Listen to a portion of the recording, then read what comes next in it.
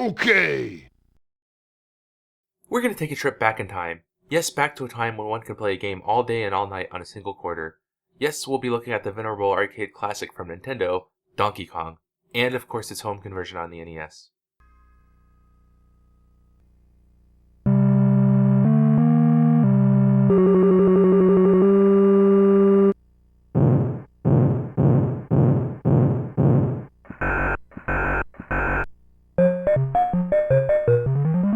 It's kind of hard to pinpoint what makes this game so special to me. I was not alive when it was released in arcades back in 1981, but I've played it quite a bit thanks to its inclusion in Donkey Kong 64. There's just something about the presentation that draws me in. It's a game in which I feel the challenge is fair for the most part. The goal of each level is simple: make it to the top to rescue Pauline from the titular Donkey Kong. As with most platformers, the challenge comes from being able to make precise and timely jumps. In this case, jumping over all the barrels, and everything. I felt so accomplished after beating each level. The game loops endlessly until a kill screen, or at least I'm told so. I've only been able to get through one circuit. Each time gets a little more difficult. I really like the game though. I think had I been alive when this was first released, then I would have spent a ton of money playing it in the arcade. That is, until it was released on home consoles. It was actually released on the Atari 2600 the same year as the arcade version.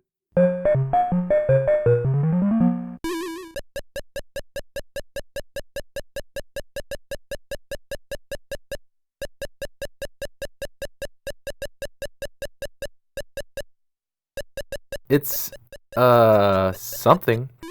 I actually want to focus more on the Famicom/NES version of the game, because it doesn't have a Cookie Monster. No, actually it's much closer to the original game. It took 2 years for the game to come out on the Famicom, and another 2 years for the game to come out on the NES. I gotta say, I initially did not want to like this version of the game.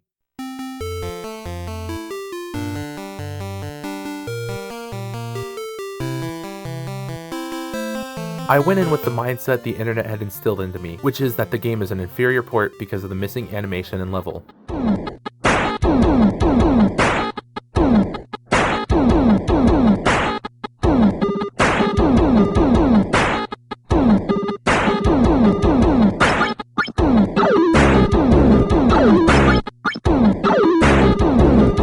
Now that I've played both the arcade version and this one quite a bit, I actually think the NES version feels pretty close to the original.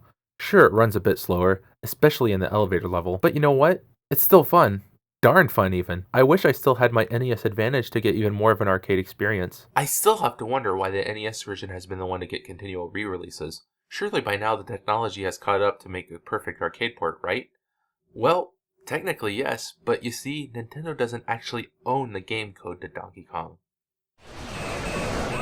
Long story short, back in 1981, Nintendo wanted to break into the US arcade market, so they brought over Radarscope, which had been a hit in Japan and only sold 1/3 of their cabinets. Nintendo then put rookie Shigeru Miyamoto in charge of developing a new game. He wanted to make a lighthearted love story with the feel of a comic strip come to life. Thus, Donkey Kong was born. Nintendo had an outside developer write the code and manufacture the game boards necessary to run the arcade machines. Nintendo, however, still owned the name Donkey Kong, the characters, and the brand. Ikegami Tsushinki, said outside developer, supplied the 2,000 game boards Nintendo of America needed to quickly convert their failed game Radarscope into Donkey Kong.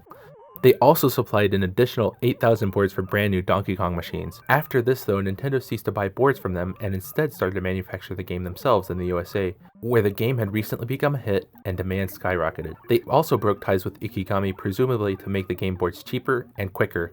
Of course, all of this spelled trouble, which ended in a lawsuit from Ikegami and a court ruling stating that Nintendo did not have the rights to Donkey Kong's code. It's no wonder the NES version keeps getting re-released. It's the only one Nintendo programmed. It does make me wonder about the version included with Donkey Kong 64 though. If Nintendo doesn't own the game code, then how'd they get away with it? After I learned about the legal troubles the Big N went through, I went searching for answers. Since I don't have access to a Donkey Kong arcade cabinet, I had to resort to other measures.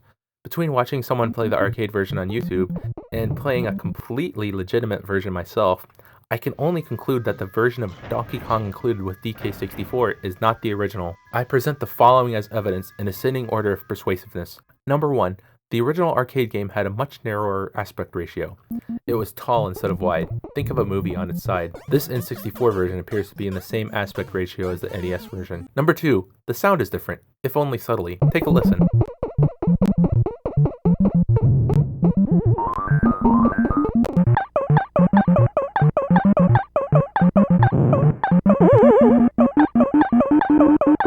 Number 3.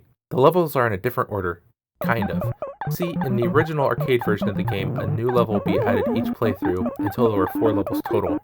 The order was ladders, rivets, ladders, elevator, rivets, ladders, pie factory, elevators, rivets. Then it repeated. This N64 version has all the levels available in the first circuit. It's actually more similar to the NES version in that regard. So how did this version of the game come about? I don't have anything definitive, but I do have a few theories. Number 1. Nintendo used the original game. They thought that nobody would notice since the lawsuit was long over. This is extremely unlikely because of the previously mentioned differences pointed out. Number 2. Nintendo decided to use the original code, but tweak it just a little bit to make it distinct. This is unlikely. Nintendo actually did something similar to this with Donkey Kong Jr. They reverse engineered the code to make the sequel. Remember the court case that decided Nintendo did not own the code to the original game? The lawsuit was actually over both the original Donkey Kong and its sequel, since they both used the same code. Number 3. Nintendo decided to write all new code from the ground up. In my opinion, this is the most likely given the messy history this game has. I'm guessing they changed the order of levels and sounds to distinguish the game legally from the original. I think it's time to accept the NES port of Donkey Kong for what it is. You have to remember that certain concessions had to be made because of the ROM size of early NES carts. I honestly don't think the missing level is that big of a deal, and it's the worst level in my opinion, and its exclusion does not take away from the fun factor this game has. I would definitely recommend this game. I think either version is worth playing. You can pick up the NES version from the Wii U or 3DS eShop for cheap, and you can pick up the almost arcade version in Donkey Kong 64, which is now available in the Wii U eShop.